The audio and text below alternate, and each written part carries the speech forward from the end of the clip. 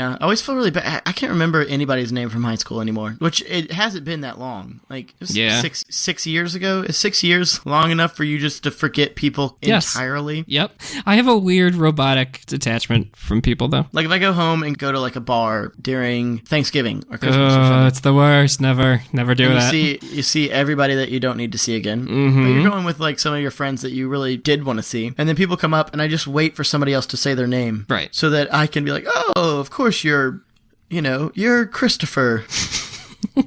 It's weird that we called you the full, never shortened it to Chris. God, that's the worst, though, going to bars over Christmas or Thanksgiving. I have an embarrassing story from a bar over Thanksgiving, actually. Go ahead. All right. So, over Thanksgiving one time, it was the night before Thanksgiving. Mm-hmm. All through the house. Yeah, I go out with Not my a creature friends. was stirring. Exactly. Not even There was this... a turkey. Because it was dead. That's the holiday. Yeah. That, like, for college purposes, which is stupid. Don't do that. Don't ever do that. What club? It was called AYL, Academy of Young Leaders. I was a young leader once. Right. And does that just mean you don't drink and you don't do drugs? Yeah, and then we would go and talk to, like, other middle schools. It was... Oh, no. Did you do, like, abstinence talks? No. Oh, my God. No. Yeah, I had a guy come to our school and do an abstinence talk. We had those all the time. Oof. It's rough. One time we had a monk come. No. We had a monk come to give an abstinence talk, and he was like from New York. He was like a cool monk that like skateboards and shit, plays the bass. Right. These are all real things. I'm not making any. He really did play the bass for us at this abstinence talk, and he skateboarded. And then did he sit in the chair backwards? Maybe. I don't think he sat in the robe would have made that very difficult. Oh, he had a robe. That's amazing. Yeah, full on. He was like a Franciscan monk or whatever he is. Mm-hmm. Like he full on robe, shaved head, all that shit. Really? That's cool. Well, it's not cool. Cool is not the word I was looking for. Anyway, no, this is where it gets good. This is a Catholic school, right? Mm-hmm. Catholic private school that I went to. His talk was too dirty for us high schoolers, and so he was banned. Whoa! I love it. Real thing that happened. Oh my God. Yeah. Over there, don't make it even close to the bushes. Just vomit in a stranger's yard. Right. Right in front of the car. Yeah. Obviously, it just bad. And I get back to the house, and I walk in just reeking of like the cigarette smoke from that bar and the alcohol in my breath and just nonsense, right? Just like I look like a homeless man who just drank himself into, like a gutter and then pissed on himself and stayed there all night and then decided to go to a family Thanksgiving. So you walk through the door and your family's all there. Family's all there. And then I took a shower and I looked at the food, couldn't eat any of it. Delicious food, could not even touch it. Had to lay on my granny's lap. Oh my God. I laid on my granny's lap while everybody was like telling stories and just fell asleep. That's what I got from it. I could be completely wrong. I might not have the proper reading comprehension skills to be discussing this. Thank you for joining us at the This Could Be Good podcast. on a comedy podcast. This Could Be Good book club. Now let's talk about The Grapes of Wrath. Yes. I haven't read it. And there was a girl there that I must have gone to high school with, but I didn't quite remember. But she was hanging around our friends and us all night. And then at one point, she took one of her boobs out. So, at a bar? Yes. In the middle of the bar. For what purpose? To show me. The purpose purpose was to show me. She was just like, here's a boob. Here's a boob. But now I would have weird conversations. I rarely got responses to things that I said. Uh-huh. It wasn't anything violent or scary. It was just, I would just say weird shit based on whatever I would read their profile and then I would try to, I don't have any examples either, so I can't even make this funny, but I would lie a lot. I think that's what you're supposed to do on the internet. I think that's what you're just supposed to do in flirting in general. They set you up for catfishing there, but I don't even remember. It probably was comedy gold. I'm sure it was great. I'm sure it'd be great for like some kind of podcast if I had remembered it and then written it down, but it was more for my own benefit. I do have a good boob story. When I was 16, I was dating a girl, and I was a late bloomer. I didn't hit puberty till like late. Aw. I was 16, and I was, I had my license. I could drive a car, but I was still like midway through puberty. I was such a late bloomer. Mm-hmm. Like scientifically baffling late.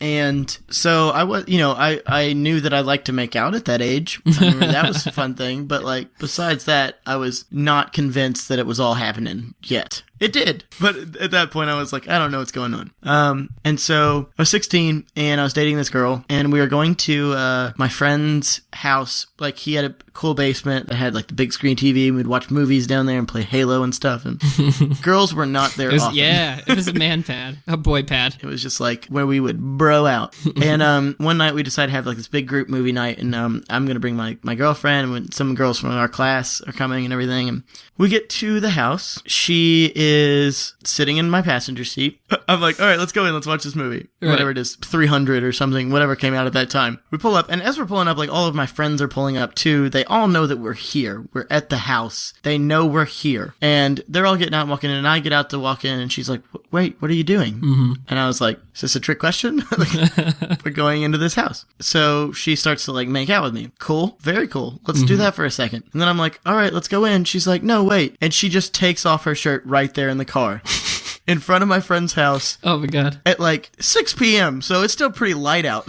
Right. And I am just horrified. Like, stopped me stone cold. Had no idea what to do in this situation. And I still don't know what was right to do in that situation. But what I did was I got out of the car and left her in there topless. Oh my God. And walked in the house and was like, oh yeah, she's coming. She's right behind me. Let me get this straight. Tie her shoe. She takes her shirt off. Does she still have a bra on at this point? It was like one fatal swoop, one motion. Wow. That's okay. Well, that's impressive. Yeah. So she's topless. And do you say anything when you get out, or do you just leave? I was completely silent. Oh, Chase. I just stared wide-eyed. I think that's worse than the drunk story, because this is a sober decision you had. Well, I didn't know what to do, David. I was so scared. Those are nice. Now let's go. I was so scared, David. I was so scared of the boobs. Oh. I just got out and I went into the house. So did she get out of the car then and come into the house? She came in about a minute later. Right. And her demeanor at that point, I have to imagine, was not good. We broke up a week later. Okay. Yep, there it is. It doesn't work that way, and I'm more scared of like the conversation and a person touching my head. Oh, that's the best. The conversation of haircuts is the best. It's the worst. Here's David, lie about everything. Oh.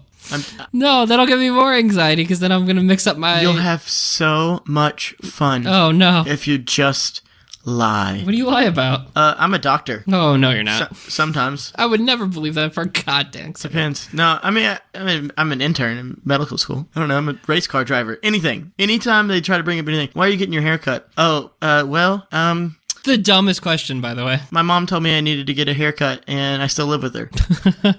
She told me I had to get it, or else you're out. She was going to kick me out on the street, which is bad because I'm only 14.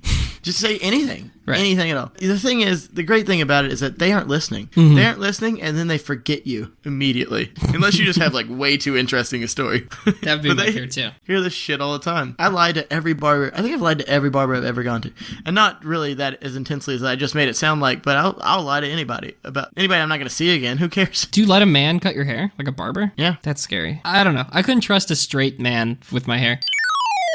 Because a smooth move, Charles Lilly. We have to assume that she thought you were gay at that point. I guess. I mean... She could have assumed a lot of things. Really, the best assumption would have been Chase Lilly is scared of boobs. But this poor girl, in the meantime, yep, either thought there was something wrong with her or something wrong with you. My biggest hope is that she has not carried some sort of complex. I hope I did not create that. I don't think I would have. I don't think that my frightened little boy self had that kind of power, but, right. 16. I think you'd be ready. You would? Most are. Yeah, I wasn't. I wanted to play ping pong and watch 300. Oh.